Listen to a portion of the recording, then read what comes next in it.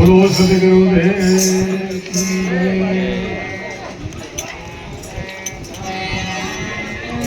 આપણે ભજન છે ને ભજન કરીએ છીએ ને બાપુ આપ્યું બધું હરેક સાધુ સંતો આપણે એ સાતની ભૂમિકાનું આપ્યું છે.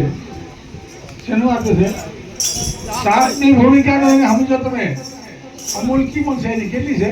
શેનું ટોપ નું ભજન ભજન કહેવાય.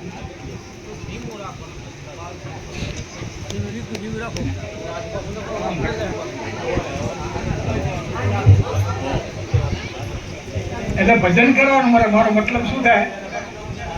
ભક્તિ શેના માટે કરી છે? આ જીવની મુક્તિ થાય એટલા માટે.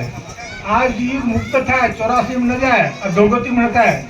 અધોગતિમાં ન જાય એટલા માટે આપણે ભજન ભક્તિ કરવાની, જીવને સુખ મળે એટલા માટે. એટલા માટે ભજન કરવું. સાધુ સંતો આગળ કહી ગયા, બધા આપણે શું આપી ગયા? ભજન આપી ગયા. એટલે આગળનું ભજન છે તો અનાદિકાળનું છે, આપણું ચિંતન જ્ઞાનનું આ ભજન છે. પણ આપણે કિંમત એ લોકો જેતાને આપે છે એની કિંમત કરતા નહીં. પણ આ અધિકાર એમ કે અપાય નહીં ભજન. આ ભજનની અમૂલ કિંમત છે, 3 લોકનું મૂળ. એ સમજાવ કે ના આપો. એ ભજન કરવાથી આ જીવની ગતિ થાય. ગતિ કેમ થાય? એ નિયમ ટેક પારાતો ભજન કરતા થઈ જાય.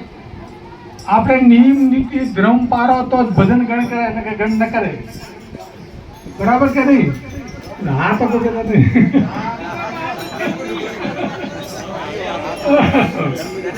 આ ગણે કરતો નહીં. નીતિ ધર્મ વગેરે ભજન ગણે કરે નહીં. એ આપણે ગમે એમ કરો, આપણે સોના ગમે કર્મ આપણે આપણું કર્મ કોણ જાણે? હું જાણું. આ મનની કોણ પોતે જાણે, બીજો ને જાણે. મારા મનની કીધું હું જ જાણું, બીજો કોણ જાણે? હરેક ના મનની એ પોતે જ જાણે કે હું શું કરું, કેમ કરું, કેવું જીવું છું, નીતિ પાડું છું કે નહીં પાડતો, જીવ્યા પાડું છું કે નહીં પાડતો. એ પોતે જાણે, બીજો ને જાણે. મારે કેમ સફાઈ ઠોકી ના હાલે. એટલે પોતા અંતરમાં જોઈએ. આપણે હું શું કરું છું એ મારે જો હું ન હોઉં જો આપણે માર્ગે આવી જાય છે કે આટલા વાગે જાવ છે. એ માર્ગ સીધો છે વૈકુંઠનો. એ મારે કે ઉતારો નહીં. બાપે શું શબ્દ આપ્યો? ભજન આપ્યું. હાથની ભૂમિકાનું ભજન આપી. ભજન કરતા કરતા નીતિ ધર્મ પાડતા ગતિ થાય. નકે ગતિ ન થાય. આપણે કે પછી દેખાય જાય કે છોડાની બહાર છોડના. બોલો